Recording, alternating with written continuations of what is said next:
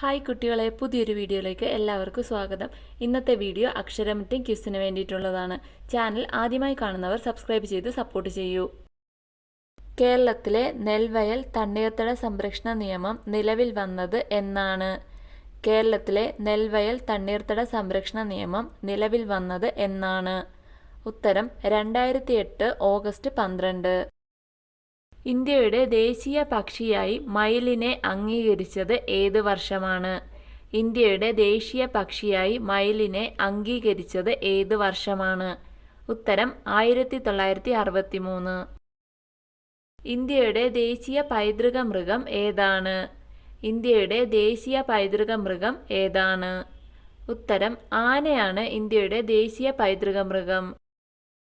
മനുഷ്യ ശരീരത്തിൽ ഇൻസുലിൻ ഉൽപ്പാദിപ്പിക്കുന്നത് ഏത് ഗ്രന്ഥിയാണ്? മനുഷ്യ ശരീരത്തിൽ ഇൻസുലിൻ ഉൽപ്പാദിപ്പിക്കുന്നത് ഏത് ഗ്രന്ഥിയാണ്? ഉത്തരം പാൻക്രിയാസ് ആണ് ഇൻസുലിൻ ഉൽപ്പാദിപ്പിക്കുന്നത്.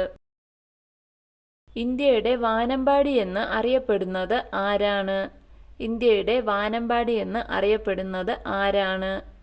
ഉത്തരം സരോജിനി നായിഡു ആണ് ഇന്ത്യയുടെ വാനമ്പാടി എന്ന് അറിയപ്പെടുന്നത്. ഗദ്ദിക എന്ന പ്രശസ്ത ആദിവാസി കലയെ പരിപോഷിപ്പിക്കുന്നതിൽ മുഖ്യ പങ്കുവഹിച്ച വ്യക്തി ആരാണ്? ഉത്തരം P.K. കാളനാണ് ഗദ്ദിക എന്ന പ്രശസ്ത ആദിവാസി കലയെ പരിപോഷിപ്പിക്കുന്നതിൽ മുഖ്യ പങ്കുവഹിച്ചത്. ഇന്ത്യയുടെ സാമ്പത്തിക തലസ്ഥാനം എവിടെയാണ് സ്ഥിതി ചെയ്യുന്നത്? ഇന്ത്യയുടെ സാമ്പത്തിക തലസ്ഥാനം എവിടെയാണ് സ്ഥിതി ചെയ്യുന്നത്? ഉത്തരം മുംബൈയാണ് ഇന്ത്യയുടെ സാമ്പത്തിക തലസ്ഥാനം. കേരളത്തിലെ ഏറ്റവും വലിയ ദേശീയോദ്യാനം ഏതാണ്? കേരളത്തിലെ ഏറ്റവും വലിയ ദേശീയോദ്യാനം ഏതാണ്? ഉത്തരം ഇരവികുളം ദേശീയോദ്യാനമാണ് കേരളത്തിലെ ഏറ്റവും വലിയ ദേശീയോദ്യാനം. മലയാള ഭാഷയുടെ പിതാവ് എന്ന് അറിയപ്പെടുന്നത് ആരാണ്? മലയാള ഭാഷയുടെ പിതാവ് എന്ന് അറിയപ്പെടുന്നത് ആരാണ്? ഉത്തരം തുഞ്ചത്തെഴുത്തച്ഛനാണ് മലയാള ഭാഷയുടെ പിതാവ് എന്ന് അറിയപ്പെടുന്നത്. ഇന്ത്യയുടെ തെക്കേ അറ്റത്തുള്ള റെയിൽവേ സ്റ്റേഷൻ ഏതാണ്? ഇന്ത്യയുടെ തെക്കേ അറ്റത്തുള്ള റെയിൽവേ സ്റ്റേഷൻ ഏതാണ്? ഉത്തരം കന്യാകുമാരി റെയിൽവേ സ്റ്റേഷനാണ് ഇന്ത്യയുടെ തെക്കേ അറ്റത്ത് സ്ഥിതി ചെയ്യുന്ന റെയിൽവേ സ്റ്റേഷൻ. കുമാരനാശാനെ ദിവ്യകോകിലം എന്ന് വിളിച്ചത് ആരാണ്? കുമാരനാശാനെ ദിവ്യകോകിലം എന്ന് വിളിച്ചത് ആരാണ്? ഉത്തരം ഡോക്ടർ ലീലാവതി. കേരളത്തിൽ ഏറ്റവും കൂടുതൽ കാണപ്പെടുന്ന മണ്ണിനം ഏതാണ്? കേരളത്തിൽ ഏറ്റവും കൂടുതൽ കാണപ്പെടുന്ന മണ്ണിനം ഏതാണ്? ഉത്തരം ലാറ്ററൈറ്റ്. രക്തം കട്ടപിടിക്കാൻ സഹായിക്കുന്ന വിറ്റാമിൻ ഏതാണ്? രക്തം കട്ടപിടിക്കാൻ സഹായിക്കുന്ന വിറ്റാമിൻ ഏതാണ്? ഉത്തരം വിറ്റാമിൻ K ആണ് രക്തം കട്ടപിടിക്കാൻ സഹായിക്കുന്നത്. ശ്രീനാരായണ ഗുരുവിൻ്റെ ജീവിതം ആസ്പദമാക്കി ഗുരു എന്ന നോവൽ രചിച്ചത് ആരാണ്? ശ്രീനാരായണ ഗുരുവിൻ്റെ ജീവിതം ആസ്പദമാക്കി ഗുരു എന്ന നോവൽ രചിച്ചത് ആരാണ്? ഉത്തരം K. സുരേന്ദ്രനാണ് ശ്രീനാരായണ ഗുരുവിൻ്റെ ജീവിതത്തെ ആസ്പദമാക്കി ഗുരു എന്ന നോവൽ രചിച്ചത്.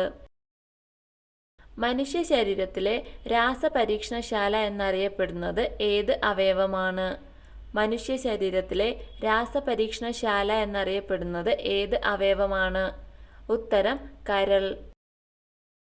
പ്രജാമണ്ഡലത്തിൻ്റെ സ്ഥാപകൻ ആരാണ്?